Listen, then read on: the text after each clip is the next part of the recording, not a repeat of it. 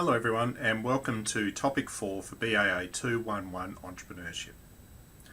What I want to talk to you about in this topic are the pathways that an entrepreneur might take to going into a new business venture. So broadly, when we think about entrepreneurship, we see that there are two options available. We can either take an idea that we have, a new business idea or concept that we have come up with on our own, and develop that through a process to engage in entrepreneurial activity, or we might choose to purchase an existing business, maybe through the use of a franchise system. And so what I'm going to do is talk through these different approaches, and over the coming weeks we're going to look at the different elements of these approaches in a little bit more detail. So as I just mentioned, when we're starting a business, an entrepreneur has two broad pathways open to them. There's a very broad categorizations of what an entrepreneur might do to begin a new business venture.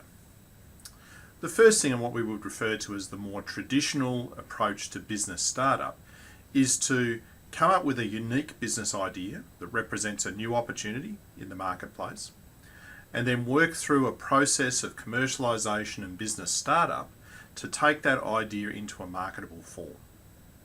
So for example, when a new business has an idea for a new smartphone, they might go through a process of investigating the viability of that product, talking to consumers and suppliers to make sure they can get the component parts for the product.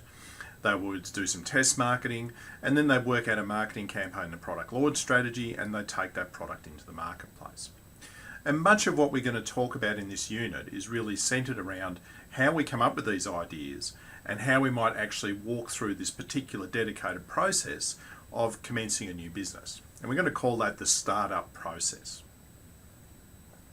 There is a second route, however, available to entrepreneurs.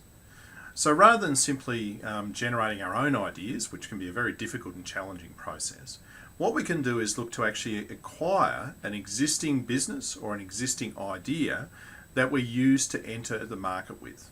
Okay, so rather than doing all that hard work ourselves of coming up with an idea or a concept, we might simply go out and buy a business model that already exists. And one of the tools we're going to talk about, one of the approaches that we're going to talk about a little bit in this topic, is the idea of franchising, because franchising is one of the most commonly used ways that people get into a new business concept. So again, there's these two broad options, and really what we're going to focus on in the coming weeks is that first option, talking about business ideas, talking about how we work through that process of commercialization and startup, and some of the challenges that organisations face. And I will say a few words here about the challenges associated with that startup process. We're not going to talk as much about the second approach, which is the acquisition of existing businesses, but I do have a few things I want to say now in this particular topic that gives you a bit of an idea about why a business might choose this particular route to market. And it's really important to understand that this route to market probably has a lot less risk associated for a business. If you think about it, if you sign up to a franchise system, say you decide to try and get a McDonald's franchise or a KFC franchise, you know that that's a well-established product, a well-established brand with a well-proven business model that you can actually utilise. Now it's important to note up front that each of these different pathways, each of these different approaches has their own unique challenges and opportunities.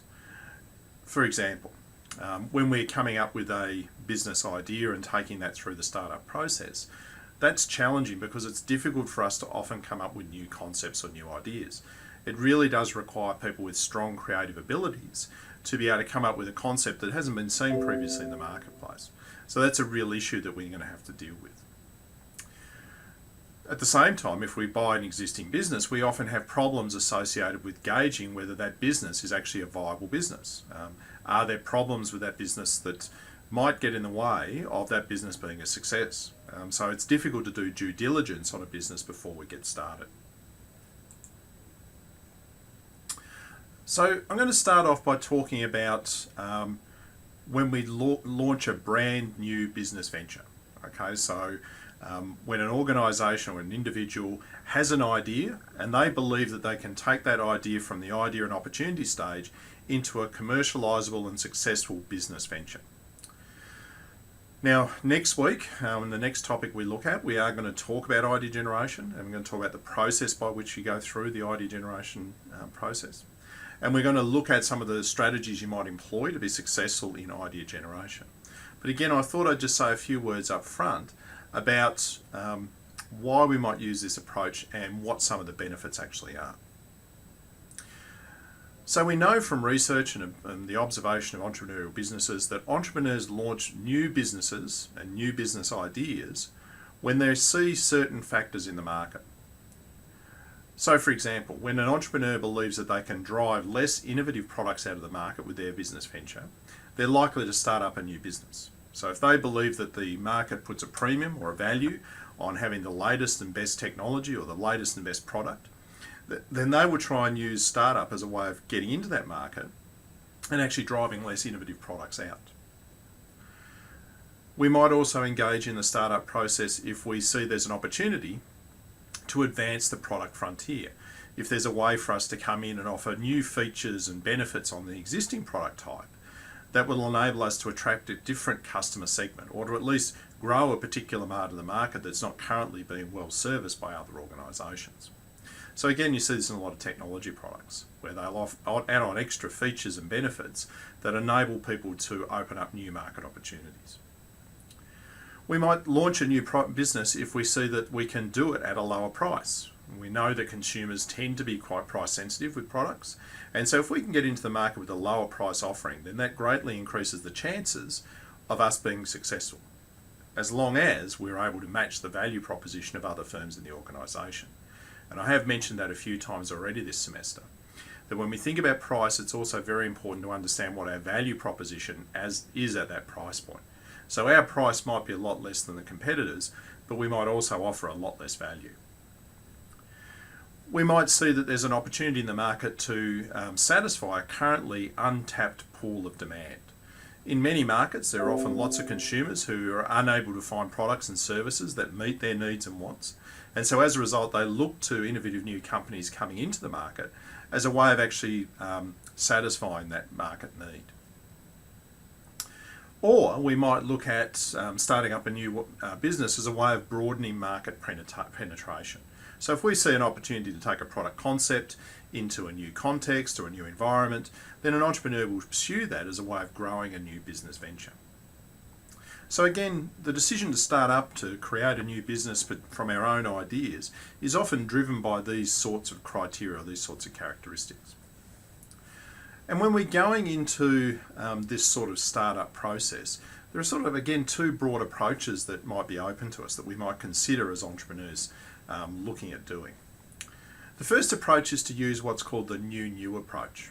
So the new approach is when we actually develop a brand new idea, so an idea that's not existed previously, that hasn't been seen or tried in the market on a previous basis, and we take that new idea into a new or unserviced market, so into a place where the consumers haven't been able to gain access to that particular product or service in the past.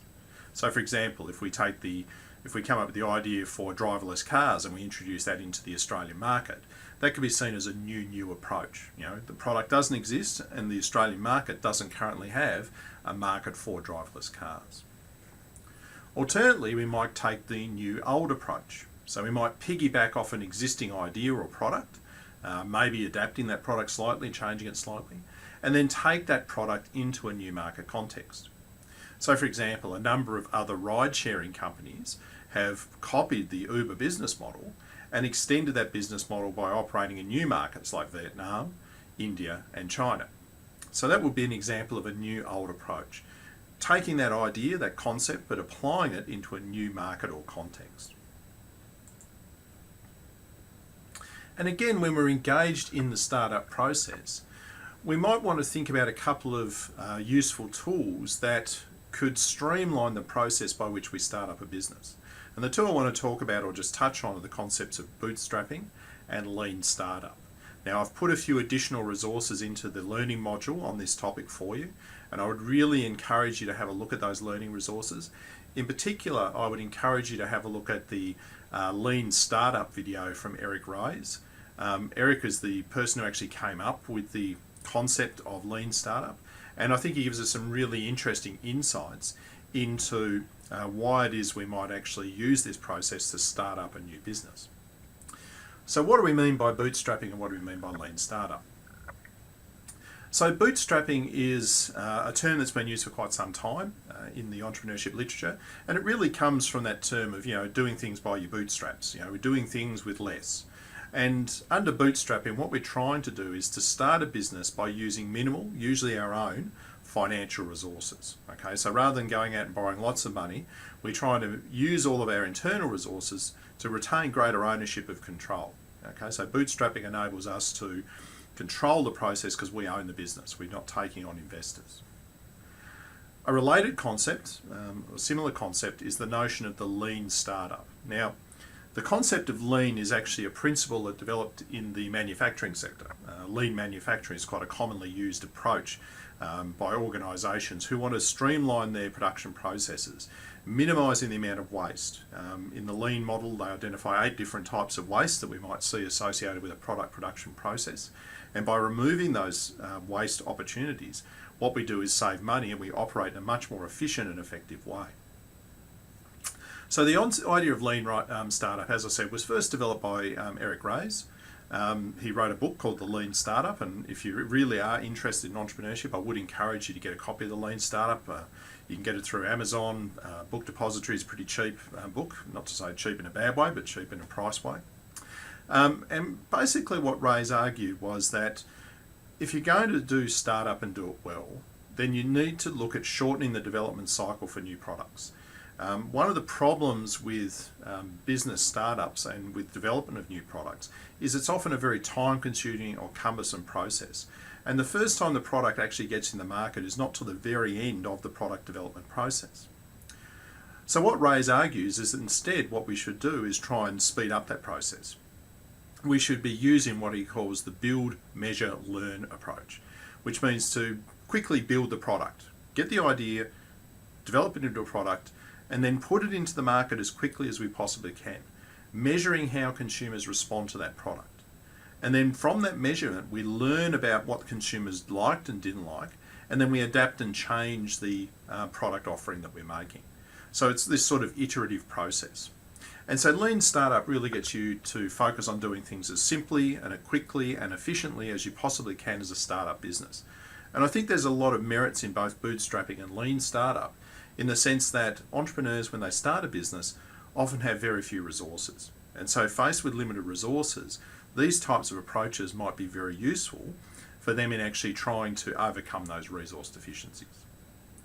Now, I will say though that things like Lean Startup haven't had a lot of scientific testing, and there is a lot of some negative comment out there about the Lean Startup model that is proposed.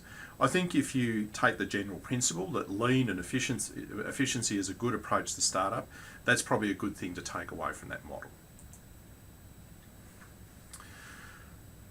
So when we're deciding to start a business from scratch, one of the most important things we have to think about is the go or no-go decision. So what do we do as an organisation? When do we decide to make the decision to engage in commercialisation and enter the product into the market? And that's a really critical decision. It requires judgment, it requires market knowledge, it requires a lot of deep thinking by the organisation and the people involved in the organisation about whether they really are ready for the commercialisation process. And so that go or no-go decision is really focused on trying to understand what are the upside gains from us launching the product. We've been through this process, we've come up with a concept we think is saleable. What are we likely to gain by launching the product now? What's the profitability going to be? Can we get a jump on the competition? Will we be able to establish ourselves as the market leader? But also at the same time, we've really got to ask ourselves, what are the downside risks? What are the losses that we might experience? What are the problems we might experience in engaging in this particular business at this particular point in time?